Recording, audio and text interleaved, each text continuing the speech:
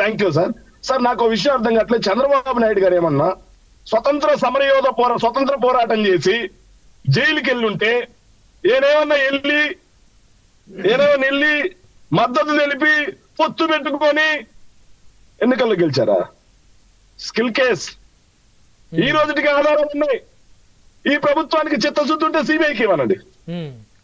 ఈ ప్రభుత్వానికి చిత్తశుద్ధి ఉంటే చంద్రబాబు నాయుడు గారు ఏ తప్పు చేయలేదు అనే నమ్మకం ఉంటే చంద్రబాబు నాయుడు గారిని సిబిఐకి ఇవ్వనండి. మద్దతు తెలిపినందుకు పవన్ కళ్యాణ్ గారిని ముందు సిబిఐకి ఇవ్వనండి. లేకపోతే సుప్రీంకోర్టు సిట్టింగ్ జడ్జి ఆధ్వర్యంలో విచారణ చెప్పిమనండి. మరి అంత అక్రమంగా మేము అరెస్ట్ చేసి ఉంటే అధికారం మీదేగా, మీ మీద మీరే విచారణ వేసుకోండి. రాజశేఖర రెడ్డి గారు ఇచ్చారు ఆ రోజు అసెంబ్లీలో. మా కుమారుడు తప్పు చేసి ఉంటే సిబిఐ ఎంక్వైరీ వేపిస్తున్నా, సెండ్ హిమ్ టు గ్యాలౌస్. వేశారు. సిబిఐ ఎంక్వైరీ జరిగింది. సిబిఐలో ఆయన తప్పేం లేదని తేలింది. అది చిత్తశుద్ధి అంటే, అది దమ్మంటే. కానీ అధికారంలో లేనప్పుడు ఇలాంటి మాటలన్నీ చెప్పి అధికారంలోకి రాగానే ఆ కేసును తొక్కి పెట్టి ఏమైంది సార్ సిట్టు విచారణ? సో ఆ మద్దతు జరిపినందుకు పవన్ కళ్యాణ్ గారు, అవును సార్, ఒక రాజకీయ నాయకుడిని, అప్పటికే 14 సంవత్సరాలు ముఖ్యమంత్రిగా పనిచేసిన అతన్ని అరెస్టు చేసినప్పుడు రాష్ట్రంలో శాంతి భద్రతల సమస్యలు తలెత్తవా? ఒక జర్నలిస్ట్ గా మీరు చెప్పండి. ఖచ్చితంగా తలెత్తాయి కదా. ప్రతిపక్ష నేతను అరెస్ట్ చేస్తే తలెత్తాయి. అయితే పవన్ కళ్యాణ్ గారిని కూడా అడ్డుకోకుండా అలో చేస్తే శాంతి భద్రతల ఇష్యూలు తలెత్తుతాయని ఆపారు. ఖచ్చితంగా అండి. రాష్ట్రంలో శాంతి భద్రతలు ఏదైనా ప్రాబ్లం వస్తే ఆ రోజు ఎవరిని అంటారు? మీలాంటి జర్నలిస్ట్ అందరూ ఆ రోజు ఎవరిని అంటారు? అది అలాంటప్పుడు ఇప్పుడు జగన్మోహన్ రెడ్డి గారిని కూడా వాళ్ళు అదే అంటారు. మళ్ళీ నెక్స్ట్ ఆయన వస్తే శాంతి భద్రతలు వస్తుందని. సార్, సో అది చంద్రబాబు నాయుడు గారు జైల్లో ఉన్నప్పుడు భావోద్వేగాల సమయంలో వెళ్తే శాంతి భద్రతలు తలెత్తాయనేది ఎవరికైనా తెలుసు. కానీ జగన్మోహన్ రెడ్డి గారు రైతుల దగ్గరికి వెళ్తే శాంతి భద్రతలు అంట సార్. రైతుల దగ్గరికి వెళితే శాంతి భద్రతలు అంట సార్. ఓకే సార్, వీళ్ళ పొత్తు చారిత్రాత్మకంగా సెప్టెంబర్ 9వ తారీఖు 2023 సంవత్సరం కుదిరింది. అధికారం కోసం కుదిరింది. అధికారంలోకి వచ్చారు. నేను అడుగుతున్నాను సార్, వీళ్ళైతే అధికారంలోకి వచ్చారు సార్. 10,000 ఇస్తామన్న వాలంటీర్లకు మాత్రం సక్కిలు పొడిచారు. వీళ్ళైతే అధికారంలోకి వచ్చారు సార్. మహిళలకు మాత్రం రక్షణ కరువు అయిపోయింది. వీళ్ళైతే అధికారంలోకి వచ్చారు సార్. ఆడబిడ్డ నిధులు అనే హామీ గాలి కొట్టుకుపోయింది. వీళ్ళైతే అధికారంలోకి వచ్చారు. నిరుద్యోగ భృతి గాలి కొట్టుకుపోయింది. వీళ్ళైతే అధికారంలోకి వచ్చారు. ఒక్క కొత్త ఉద్యోగం ఇవ్వలేదు కదా, ఉన్న ఉద్యోగాలు మాత్రం పీకేశారు. వీళ్ళైతే అధికారంలోకి వచ్చారు సార్. 2 లక్షల కోట్లు అప్పు చేశారు.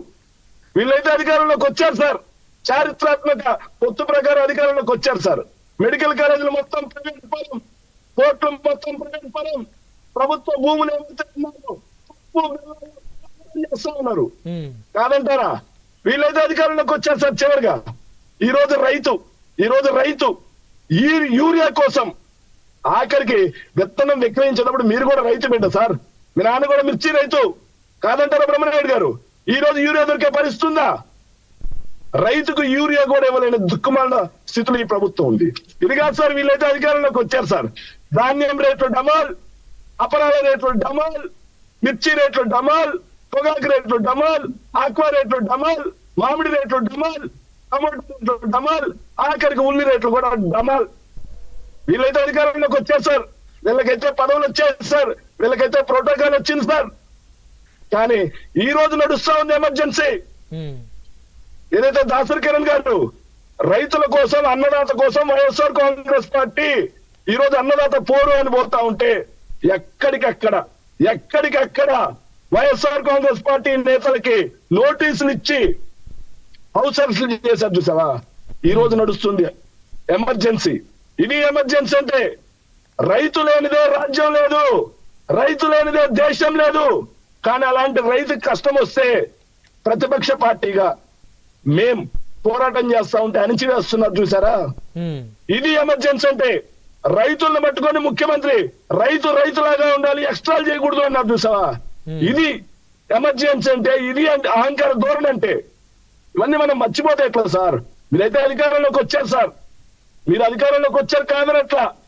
కానీ అధికారంలోకి వచ్చే ముందు మీరు ఏం చెప్పొచ్చారు? ఈ రోజు ఏం చేస్తున్నారు? ఉమ్, అధికారంలోకి వచ్చేటప్పుడు ఎన్ని అబద్ధాలు చెప్పి వచ్చారు? ఈ రోజు ఒక్క అబద్ధానైనా నిరూపించగలిగారా? ఉమ్, ఒక్కదాన్ని నిరూపించగలిగారా? 14 లక్షల కోట్ల అప్పు మీరు నిరూపించగలిగారా? 30,000 మంది మహిళల మిస్సింగ్ నిరూపించగలిగారా? అదేవిధంగా విశాఖలో డ్రగ్స్ నిరూపించగలిగారా? ఏ ఒక్కటి. జగన్మోహన్ రెడ్డి గారు ఏదైతే భూముల రీసర్వే చేస్తా ఉంటే ల్యాండ్ టైటిలింగ్ యాక్ట్ పేరు చెప్పి దాని మీద ఎంత విషయం చిన్నారా?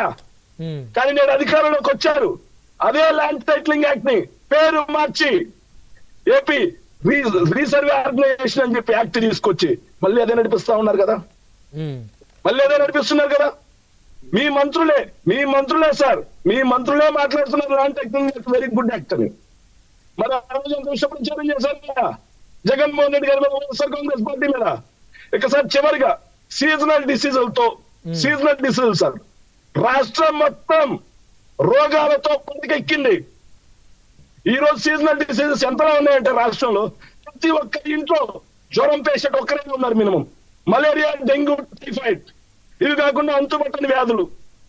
మరి ప్రజారోగ్యం మొత్తం పడకేస్తే మీ కూటమికి చెందినటువంటి ఆరోగ్య శాఖ మంత్రి ఏడ నిద్రపోతా ఉన్నాడు? ఉమ్. ఏడ నిద్రపోతా ఉన్నాడు? అంటే ఆయన ఎక్కడ పని చేయట్లేదా ఆరోగ్య శాఖ మంత్రి? ఉమ్, సార్ నేనేమన్నా అంటే యంగ్ బ్లడ్, దాసర్ కిరణ్ గారు కానీ విజయ్ కిరణ్ గారు యంగ్ బ్లడ్ నాలాగే.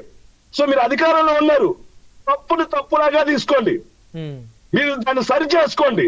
అంతేగాని మీరు చేసే తప్పయ్యా అని చెప్పి మేము చూపించి మాట్లాడుతుంటే మా మీద ఎదురుదాడి చేయటం సమంజసం కాదు.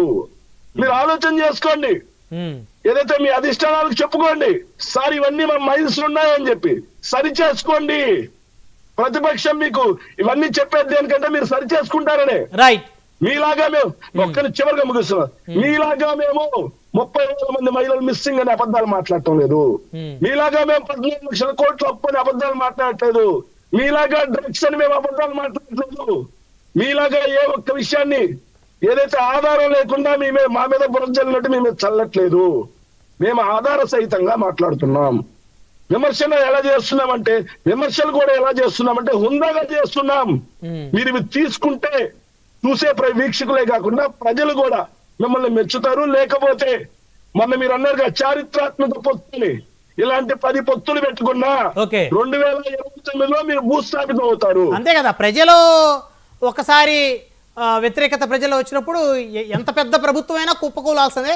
రైట్, మళ్ళీ మాట్లాడుదురు. 11 నిమిషాలు మాట్లాడారు, మీ గొంతు ఎవరు నొక్కేలేదు.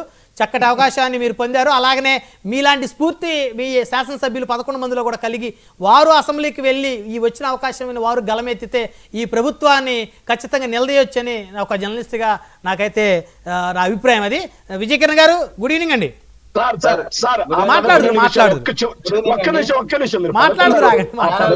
ఒక్క నిమిషం.